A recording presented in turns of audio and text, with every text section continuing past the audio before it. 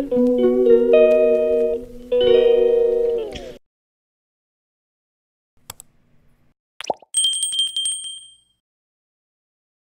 Afternoon বন্ধুরা, আশা করি সবাই ভালো আছেন। আমিও ভালো আছি। তো আজকের ব্লগটা এখন থেকে শুরু করছি।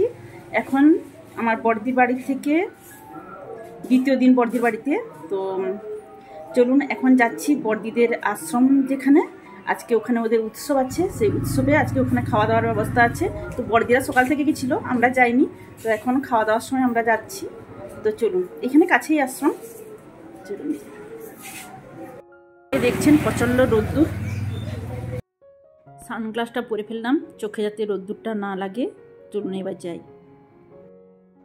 বড়দিদের বাড়ির সামনেই তো মেলাটা দেখছেন, দেখিয়েছি আপনাদের। তো এই যে পাশে একটা গলি রাস্তা আছে, এটা দিয়ে কাছেই একদম আশ্রমটা। তো চলুন আশ্রমটা ঘুরিয়ে নিয়ে আসি আপনাদের। ও বন্ধুরা, বলা হয় না আপনাদের, জানেন বড়দির বাড়িতে কিন্তু ওরা আশ্রম ভক্ত, নিরামিষ ভোজী। তো বড়দি আমাদের বাড়িতে গেলে আমিষ আহার করে, কিন্তু বাড়িতে একদমই ওরা সম্পূর্ণ নিরামিষ খাবার খায়। তো আশ্রম ভক্ত ওদের বাড়িতে সবাই। তো চলুন আশ্রমে যাই। এই যে দেখছেন মেলাটা। আমরা আশ্রমের গেটের কাছে চলে এসেছি। তো চলুন ভেতরে ঢুকি। খুব সুন্দর একটা নিরিবিলি পরিবেশ। আমার আসতে তো একটু লেট হয়ে গেল। তো এখন আশ্রমের দরজা বন্ধ হয়ে গেছে, মেন যে মন্দিরের দরজা সেটা বন্ধ হয়ে গেছে। তাই তবুও সামনের থেকে গিয়ে একটু প্রণাম সেরে নেব। আর কীর্তন যে হতো সেটাও এখন বন্ধ হয়ে খাওয়া দাওয়া শুরু হয়ে গেছে। তো চারদিকটা একটু ঘুরিয়ে আপনাদের দেখিয়ে দিই পরিবেশটা আশ্রমের। একটা সাইড বিশাল বড় মাটির বাড়িও আছে আশ্রমের। তো একদিকে পাকা, একদিকে মাটি, বিশাল বড় এরিয়া জুড়ে এই আশ্রম। এখন খাওয়ার হল ঘরে ফাঁকা হয়ে গেছে। তো ওদিকে মাটির রুমেও খাওয়া দাওয়া চলছে, এদিকটায় ফাঁকা হতে আমরা এখানেই বসে পড়েছি খেতে। আর এই যে দেখলেন পরিবেশন করছেন আমাদের জামাইবাবু, দেখানো তো সম্ভব হয়নি, উনি ব্যস্ত মানুষ, কাজে ব্যস্ত থাকেন। তো এই যে আমাদের খাওয়ার পরিবেশন করা হয়ে গেছে, আমরা খাওয়া শুরু করে দিয়েছি। আর এই যে আশ্রমের খাওয়ার দাওয়ার সম্পূর্ণ হালকা তেল মশলাতে রান্না হয়ে থাকে। সুস্বাদু হয়, কিন্তু সম্পূর্ণ হালকা তেল মশলায় রান্না হয়। তো আমাদের খাওয়া কমপ্লিট হয়ে গেছে। আর একটু চারদিকটা ঘুরে আমরা দেখছি আর আপনাদের সঙ্গেও শেয়ার করছি। তো দেখতে থাকুন।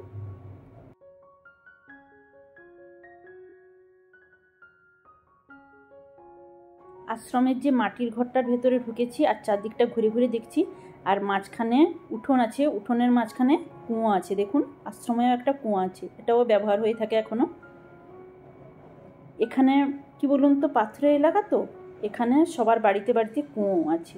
তো এখন সাবমার্সেলের প্রচলন হয়েছে, সবার বাড়িতে বাড়িতে সাবমার্সেল করছে, কিন্তু কুয়োই ব্যবহার করে থাকে এতদিন সবাই। আশ্রম থেকে এবার আমরা ফিরে যাচ্ছি। তো চলুন বড়দির বাড়িতে যাই।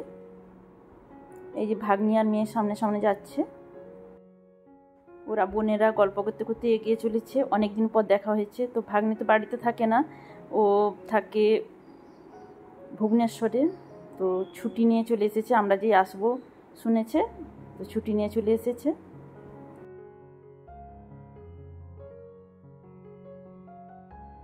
আর এখন বিকেলে বড়দি যাচ্ছে বাগানে জল দিতে, ওর সঙ্গে। ওদের বাড়ির ভেতরটা ঘুরে ঘুরে দেখছি। এদিকটা নষ্ট হয়ে এসছে, মাটির বাড়িটা, টিনের ছাউনিটাও নষ্ট হয়ে গেছে। তো ঘুরে ঘুরে চারদিকটা দেখছি। আর বাগানে বড়দি গাছগুলোতে জল দিচ্ছে। তো বড়দির বাড়ির ভেতরের অংশটা আর একবার ঘুরিয়ে আপনাদের দেখিয়ে দিচ্ছি। দেখুন মন্দির, উঠোনে মাঝখানে, আর চারদিকটা মাটির বাড়ি, পাকার বাড়ি মেশা।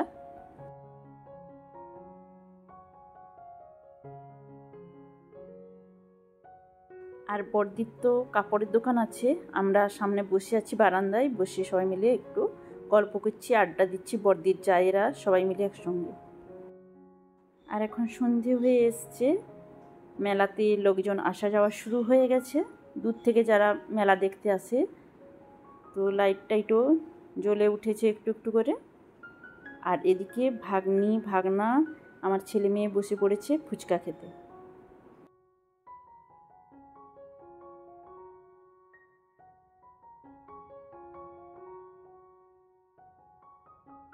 এখন সন্ধ্যে 7:30 বাজে আর আমরা রেডি হয়ে গেছি, যাব মণ্ডপে আরতি দেখতে। তো রেডি তো হয়ে গেছি, এদিকে ঝমঝমিয়ে বৃষ্টি চলে এলো। আর দেখুন দর্শনার্থীরা বর্দিদের বারান্দায় এসে সবাই মিলে ওয়েট করছে কখন বৃষ্টি থামবে, দিলে সবাই আবার বেরোবে ঘুরতে, মেলা দেখতে। কত দূর দূর থেকে এসেছে মানুষরা মেলা দেখতে। আর দেখুন বৃষ্টি কীরকম বিগড়ে দিল, তো আনন্দটাই নষ্ট করে দিল। এরকম বৃষ্টি কাদার মধ্যে মেলা ঘুরতে কি ভালো লাগে বলুন। তো যাই হোক, বৃষ্টিটা একটু একটু করে ছাড়ছে, দেখা যাক যদি হয় আমরা আবার বেরাবো বৃষ্টিটা থামলে।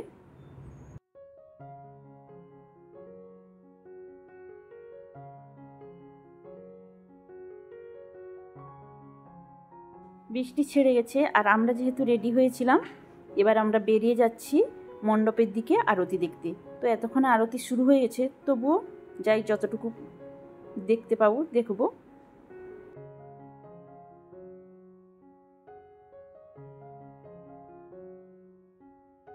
প্রচুর পরিমাণে বৃষ্টি হয়েছে, দেখুন কীরকম জল জমে গেছে রাস্তার উপর।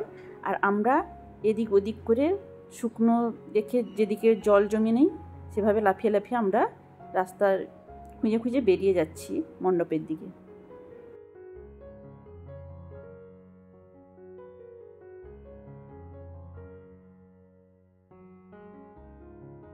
অবশেষে আমরা মণ্ডপে এসে পৌঁছলাম।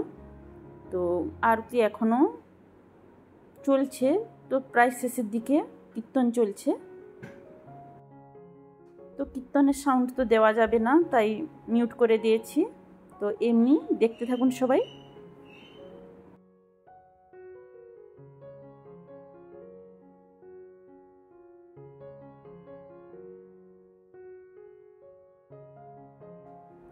তো দেখুন কি সুন্দর বানিয়েছে পুতুলগুলো, অনেক পুতুল, একদিনে তো ঘুরে দেখা সম্ভব হয়নি, আজকে কিছুগুলো পুতুল ঘুরে ঘুরে দেখছি।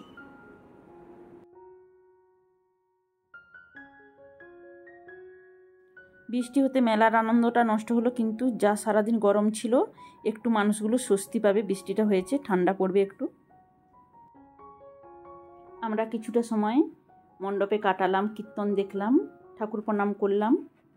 তো বেশ ভালো লাগছে এমন একটা অনুষ্ঠানে আসতে পেরে। তো কত মানুষের সমাগম দেখুন।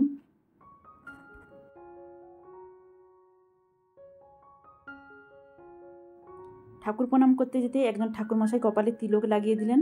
আর দেখুন কেমন লাগছে আমাকে তিলক লাগিয়ে, কমেন্টের মাধ্যমে জানাবেন আপনারা। হ্যাঁ, আবার ঝমঝমিয়ে বৃষ্টি চলে এলো। তো আমরা সঙ্গে ছাতা নিয়ে এসেছিলাম, তো ছাতা মাথায় করে ফিরে এলাম বড়দি বাড়িতে। এখন এই কাদার মধ্যে আর মেলা ঘোরার এনার্জি নেই, তো এখন ড্রেস ফ্রেস চেঞ্জ করব। আর তিলক লাগিয়ে আমাকে কেমন লাগছে কমেন্টের মাধ্যমে জানাবেন। তো চলুন বড়দি কি রান্নাবান্না করছে আপনাদের সেটা শেয়ার করি, ড্রেস চেঞ্জ করে নিই। তো এই বৃষ্টি ঠান্ডা ওয়েদারে বড়দি এখানে লুচি ভাজা শুরু করেছে। তো বড়দির সঙ্গে একটু হেল্প করে দিই, আমি একটু লুচিগুলো বেলে দিই।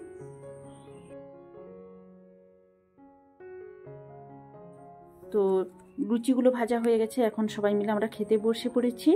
আর আজকের মেনু হচ্ছে লুচি, মিহিদানা, ছোলার ডাল আর রসগোল্লা, এই হলো আজকের মেনু। আজকের ব্লগটা এখানেই শেষ করছি। সবাই সুস্থ থাকুন, ভালো থাকুন।